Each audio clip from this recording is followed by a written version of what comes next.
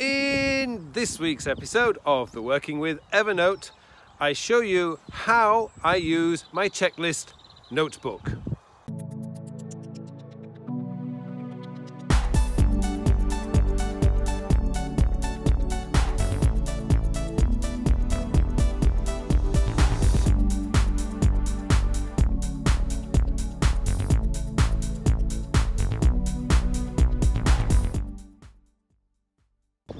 Hello and welcome to this week's episode of the Working with Evernote series. As you can see, I am not in my usual studio today.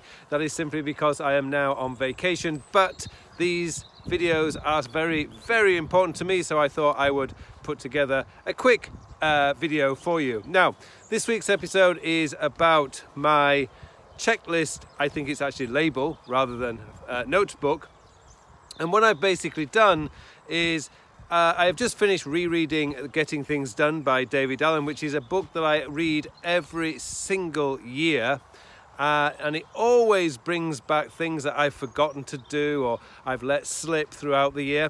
So this year I've just finished reading it, and one of the things that I really got caught up in is I was originally keeping all my checklists in Todoist, but since reading this book, I've now shifted everything over into Evernote because it is just a much better place to store all my checklists. Now, checklists can be things like your weekly review. It could be a checklist to prepare for a presentation.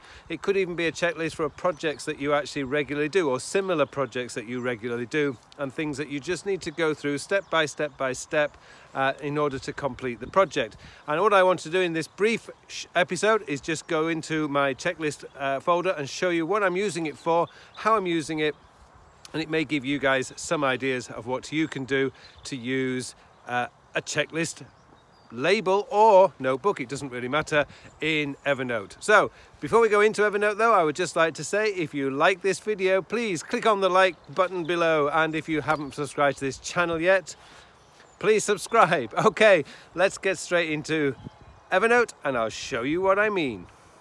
Okay, so here we are in my inbox, and I actually have my checklists set up as a notebook. Now, it doesn't matter whether you use a notebook or whether you use a tag. Basically, you just need to make sure that it is very easy to find. And remember, one of the quickest ways to find anything you're looking for in Evernote, if you're using a Mac, and unfortunately I'm not sure how to do this on a Windows machine, is to do Command J. That will bring up a search dialog box, and I would just type in checklist, and sure enough, I've actually got it as a notebook and I've actually got it as a label, something I need to sort out later. But I'm going to use my actual notebook here, so we're going to click onto that. And at the moment, I only have 1, 2, 3, 4, 5 because I've just finished my end of year review and I'm still in the process of cleaning up my Evernote. But this is actually set up in a notebook. And if I actually take you to my notebook section here, I actually do my notebooks. I do like notebooks, and I have toyed with the idea of minimizing my notebooks to just 2 notebooks, an inbox and a reference, but it just doesn't feel right for me. But to be honest with you, when it comes to setting up your notes application, as I wrote in my book, Your Digital Life 2.0, it really needs to work for you and not for anyone else. And this just works for me. So I have it down here, my checklist notebook, which is numbered number 6. So they all come in the order that I actually want them to come up in. So I've got my checklist here. So I can double click on that and we go back. So I've got in here the books that I want to buy. Now, one of the things that I've done here is the books where I actually have a URL, I've actually typed in the URL. Now to do that, and I'm going to let's just do this. I still haven't read the 4-Hour Week, which is pretty amazing. So if I go Tim Ferriss, we should be able, if my internet, the internet over here is not as fast as I'm used to, and I want to find that. So here we are. I've got the Amazon link here. So if I just connect, we'll highlight that.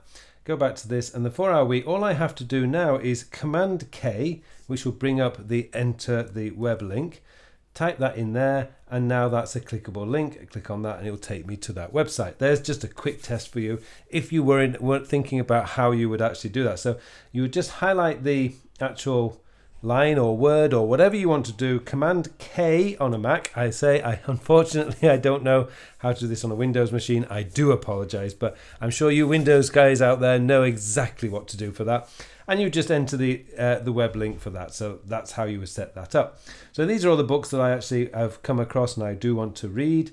I've got videos to watch, and again I've got usually in here I've got the actual YouTube. I haven't done the highlighting of the text there, but this is just another way of doing it. And in this case I actually put checkboxes in, and you can do that if you wish. You can put checkboxes in. It's entirely up to you. You're probably going to say to me, why is this a checklist? Well, yeah, true. Why is books to read and videos to watch checklist? I don't know, but I've just always kept them in that kind of list. So that's just my peculiarity. I'm sure you might want to keep it a little bit more organized. I've also got music or podcasts that I want to listen to, which are here. And those, actually, this is something I've been doing over the last week while I've been away on holiday. So I'm actually catching up with the music I want to listen to. Online courses to take. I've got a couple of online courses that I would really like to take, and they're in here too. And finally, a traditional checklist, which is my weekly review checklist, which is over here. Now, one of the things about the weekly review, if you do follow GTD, is GTD has its own recommended system for doing a weekly review, which I've taken a screenshot of their recommendation, but then I've actually modified it for my way of working. So I've got like a couple of review journal for this week's ideas, because in my journal I have a little section where any new ideas I can actually just put in there. So it's just a little reminder when I do my weekly review to check that, and then copy the next actions from my journal to my Todoist, which I have a section in Todoist in a kind of someday maybe folder. I've also got, which is a very important one, is that all my projects actually got a next action.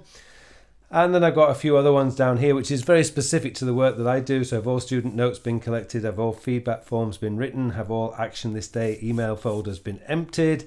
And all these sort of things all come into there. So that's essentially what I've done here.